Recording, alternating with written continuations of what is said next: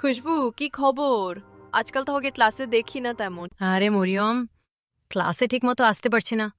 Term পেপারের অ্যাসাইনমেন্টে একদম দম বন্ধ হয়ে যাচ্ছে। একদম ঠিক বলেছ, আমাদেরও একই অবস্থা। উপর থেকে আবার মিড টার্ম এগিয়ে এনেছে। আচ্ছা, তুমি পড়া কিভাবে ম্যানেজ করো? আমি এখন একটা রুটিন করে নিয়েছি। সকালটা রাখি রিভিশনের জন্য, বিকেলে ক্লাস, আর রাতে অ্যাসাইনমেন্ট। তাও সময় কম পড়ে যায়। ভালো করেছো। আমি তো রুটিন বানিয়ে আবার নিজেই মানতে পারি না। মাঝে মাঝে মনেই হয় আর পড়বো না। এটা তো আমাদের সবার হয়। কিন্তু মনে রাখ, এই সময়টাই আমাদের ক্যারিয়ার গড়ার বেস।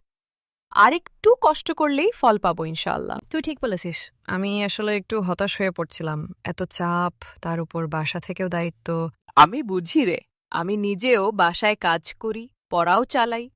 তবে আমি মাঝে মধ্যে নিজেকে পুরস্কার দিই, মতান্তরে এক কাপ ভালো চা বা ২০ মিনিটের একটা মজার ভিডিও। এটা পড়ায় মন বসাতে সাহায্য করে। ওয়া, দারুণ আইডিয়া।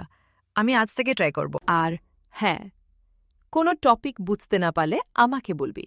আমরা একসাথে গ্রুপ স্টাডিও করতে পারি। একদম ঠিক। আমাদের একে অপরকে হেল্প করাটাই আসল। ধন্যবাদ মরিয়ম, তোকে কথা বলে হালকা লাগছে। আমি তোর পাশে আছি সব সময়।